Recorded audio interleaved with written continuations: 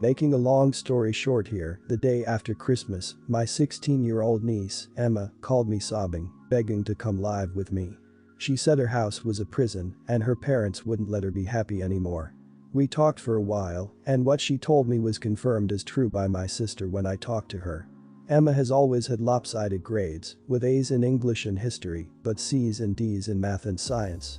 This time last year, she was diagnosed with attention deficit disorder, which I knew because I was diagnosed a few years ago, and my sister called me to ask my opinion on how well non-medication treatments worked, since her husband was adamantly opposed to letting Emma take what her doctor prescribed for fear of her becoming addicted.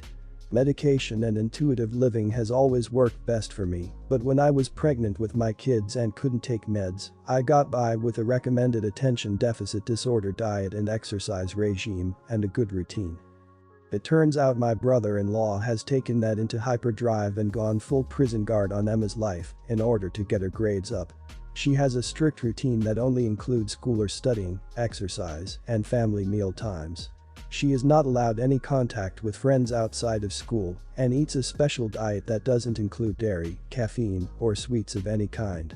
Everything distracting has been taken out of her room, including all of her books and beloved paintings by my late mother. Her science and math grades have come up to B's, which my brother-in-law insists means the routine is working, but still can't be eased up on yet since she hasn't come to her full potential. The incident that triggered her phone call, she stole her brother's phone while he was sleeping because she's not allowed a phone or unsupervised computer time, was her being banned from celebrating Christmas with the family since it would be a deviation from her routine. I feel like this has fallen into awful territory and has only gone on so long due to the current craziness. I got my sister on the phone and she broke down crying, saying that she's begged her husband to ease up, but that openly instituting a lighter set of rules or telling Emma to ignore him will absolutely lead to a divorce. She says she's weighed the options, and since her husband would definitely get 50-50 custody of the kids, spurring a divorce to get Emma out of brother-in-law's rules, 1.5 the time for the next 2.5 years of high school, isn't worth the kids being in a broken home and losing her kids 1.5 the time, especially with the other two still just 13 and 10. She said she'd work on him, but according to my nephew, my brother-in-law, has been even harder on Emma since he found out we talked. I think Child Protective Services and the school need to be aware of this, but my dad says it's not against the law to be strict, and my husband says I would be wasting resources calling them since it's not serious enough for the courts to get involved. I just don't know what else to do. I feel like Child Protective Services could at least get Emma real treatment. Why would her husband definitely get 50-50 custody? Surely, most judges would take the preferences of a 16-year-old teen into account, especially if she was very emphatic that she was miserable with her dad, and his awful treatment of her was literally the entire reason for the divorce. I don't think you'd be an idiot for calling Child Protective Service, so not the idiot, I just doubt it would result in anything changing. Worst case, the family eliminates contact with you. Not the idiot. Child Protective Service may handle it or they may not. That said, it's not a bad idea to document it if the situation continues to escalate. And if they would have handled it, you will regret not turning it in. It will either get closed at intake or it won't. As your sister, why the other two children are more important than the oldest. 2 years is still 2 years of mental anguish and prison-like conditions. If she won't stand up to him, she is guaranteeing that she won't be a part of her daughter's life once she's able to get out. Not the idiot. That's isolation and emotional abuse. Huge emotional abuse. So yeah, definitely do something. Call Child Protective Service. Try it. If niece and you want you can, I'd say tell Child Protective Service that you'd be willing to take her in. That might persuade them to intervene earlier. Important for your niece to mention would be how her mental health is suffering from it. If she has suicidal thoughts, it would be very good to mention those, as to show to Child Protective Service that the abuse is life-threatening if she can't get out immediately. My wife and I are vacationing at the beach. We walked into a crab shack-style restaurant today right on the beach to get some of that sweet seafood. While we were waiting to be served after being seated, a family was seated next to us. It was a grandma, grandpa, and grandson. Grandson was around 7 or 8 years old and was immediately crying and yelling at ear-piercing volume at the grandparents about how he told them that he didn't want to eat here and didn't even want to come to the beach. The doting grandmother was trying to console him and was basically serving as a whipping post. The grandfather was silently eating and not engaging. At first, we ignored him as best we could, but he got progressively louder and louder and was frankly ruining our lunch. I was wearing prescription sunglasses indoors because I left my glasses at our chair by accident and I needed them to see. I was looking at the drink menu that was in this small plastic stand on our table, and as I was, the little kid loudly started accusing me of staring at him. Grandma politely asked me not to stare at him, and when I explained that I was reading the menu, she tried to explain to the kid in it was just a misunderstanding type of way. The kid was having none of it and proceeded to accuse me of looking at him again about 5 minutes later. Once, he started accusing me of staring at him the second time. I started actually staring at him, and when he would have an outburst, I would just move my gaze slightly somewhere else and play dumb. I'm sure it was obvious what I was doing, but it was amusing and it was tormenting this entitled turd. At one point, when Grandma went to the bathroom and Grandpa was still engaged, the kid just turned in his seat and puffed up aggressively and said, "I'm not going to tell you to stop staring at me again." When he did that, I slid my sunglasses down my nose, winked at him over my glasses, and slid them back up, at which point he had a massive meltdown and asked his grandpa to make me stop. In a solid and loud outburst, Grandpa slammed his fist down on the table and unloaded on the kid about how he had done nothing but whine for the last 3 hours, stood up, grabbed the kid by the collar, and walked him up to the hostess and paid for their meal. Grandma came out of the bathroom shortly after and saw that they were leaving, so she left with them. My wife was angry that I had freaked with a little kid, despite his behavior. I defended myself, but she says that I wasn't the idiot, but I was an idiot. I maintain that I wasn't the idiot, though I did inadvertently ruin the lunch of the old folks he was with by spooling him up more than he already was. We're at an impasse. What's your verdict? You are the idiot or everyone's the idiot here. By pissing this little crap off, you don't know his life, kid could have behavioral issues, you made the grandparents' lives to life harder and made things worse for yourself and other diners. The grandparents grew because they should have physically left with this kid. You're an adult whose solution for a kid having a meltdown and tormenting his grandparents was to make things worse for everyone else in the restaurant out of crappy boredom, and your wife is right, it was incredibly childish. Not the idiot. I've seen this in public too, where guardians don't have control over their children and don't do a single thing about it. It's incredibly inconsiderate for everyone else who is trying to enjoy their downtime. I tried pulling this off as a kid, and you could be sure I would get smacked at home or in the bathroom and wouldn't do it again. One time I did see an older woman berate the crap out of a mother for not disciplining her daughter and letting her wail and thrash uncontrollably on the floor. You're the idiot. It's a kid.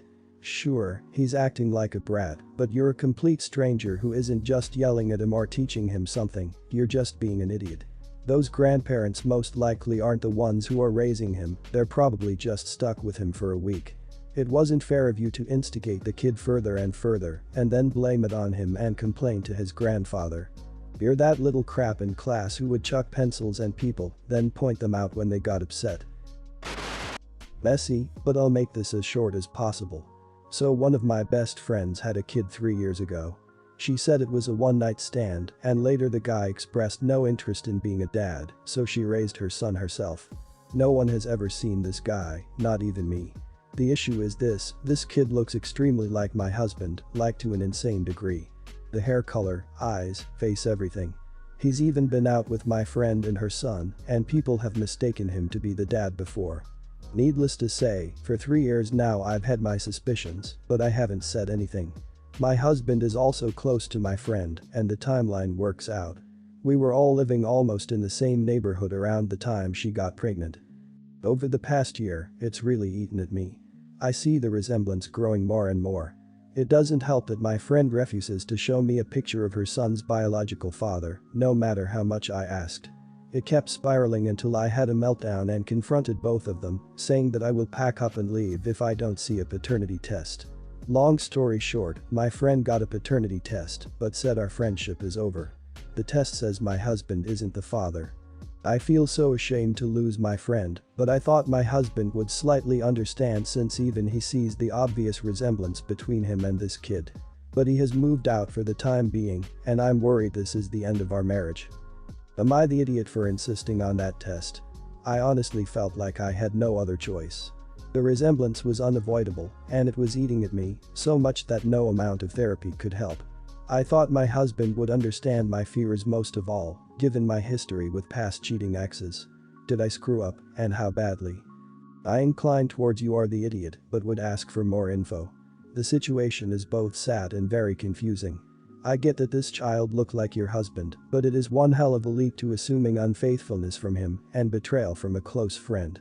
My question, I guess, is did you have any reason to suspect him? Specifically, has he previously been unfaithful or given you solid reason to distrust him? If the answer is no, then you are the idiot, I'm afraid.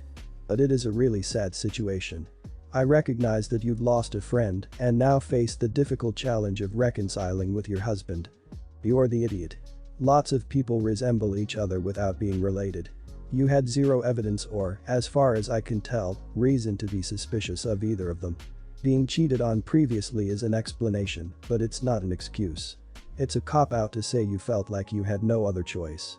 You always have a choice. If therapy wasn't helping, find a different therapist or different method, because your paranoia and inability to see people for who they are instead of as the people who previously cheated on you will continue to destroy friendships and relationships if you don't get it under control. You're the idiot. I understand having a fear of infidelity, my marriage ended because of it, making that kind of accusation based on nothing more than a resemblance to a child says you don't trust your husband or your friend. And demanding the paternity test attached to an ultimatum is kind of an idiot move. I hope your marriage doesn't end over this, but your husband probably feels like you can't trust him when he's done nothing wrong and that kind of screws. This happened 2 years ago, but let's see.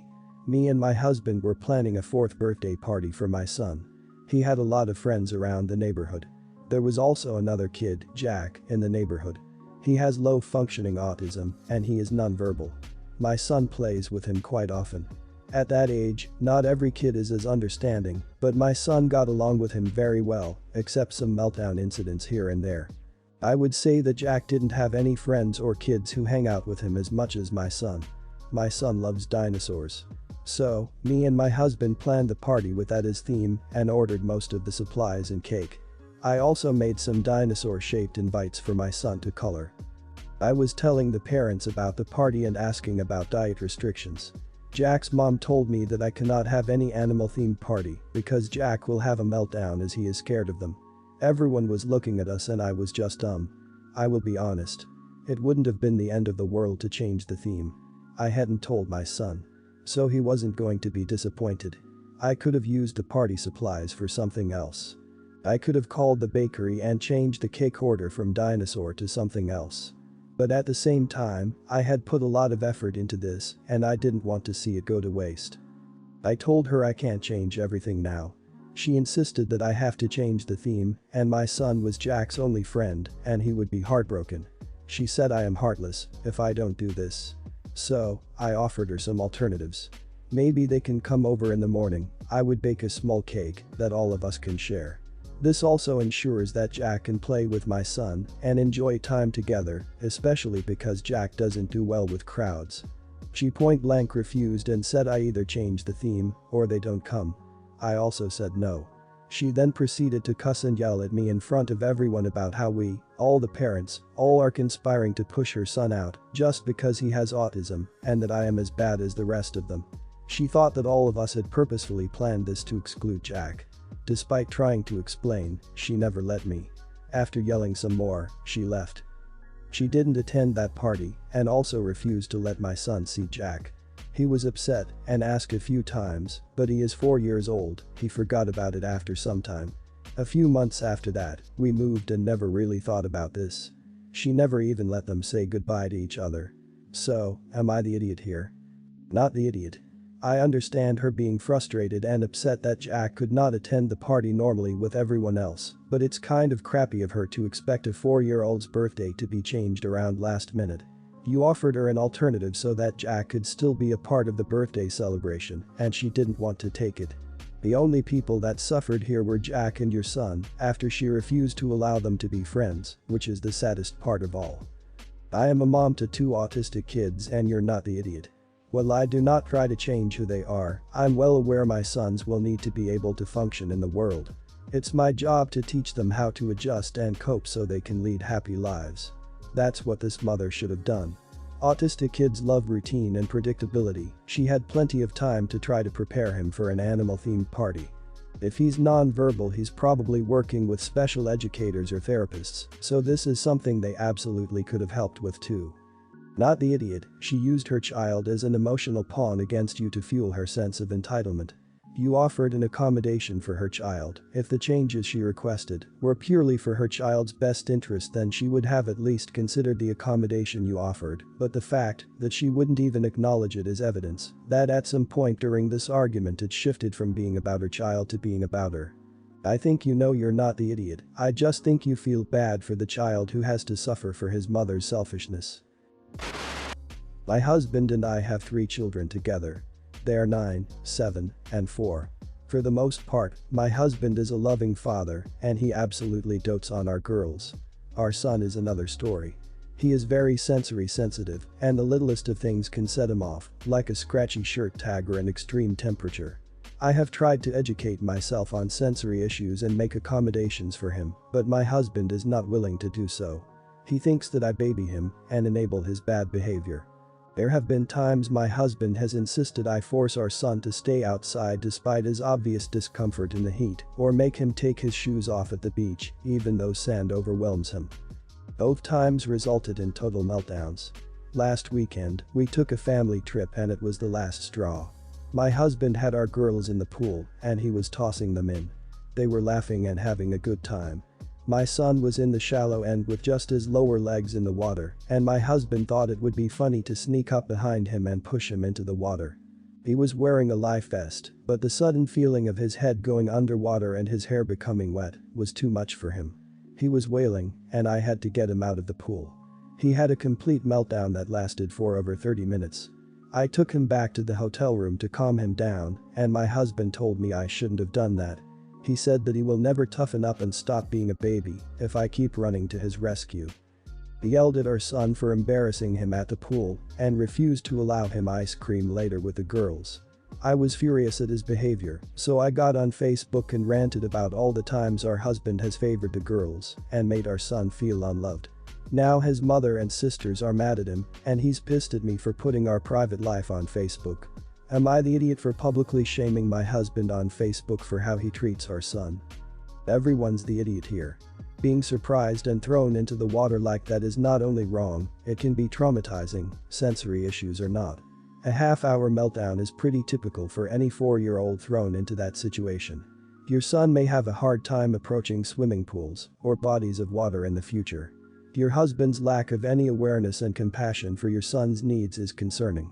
You also are in the wrong for blasting this issue on Facebook. Facebook is not the platform to get familial issues fixed, but marriage and family therapy is. Everyone's the idiot here, but your husband is, obviously, more of an idiot than you, solely because of how he treats your son. But ranting on Facebook will only make him feel even more angry and embarrassed, and that anger is likely to be even more targeted at your son now. That was a bad move. Maybe you were hoping he'd be shamed into better behavior, but from the small window into your lives you have given us with your post, he doesn't seem like the type, and you probably already knew that.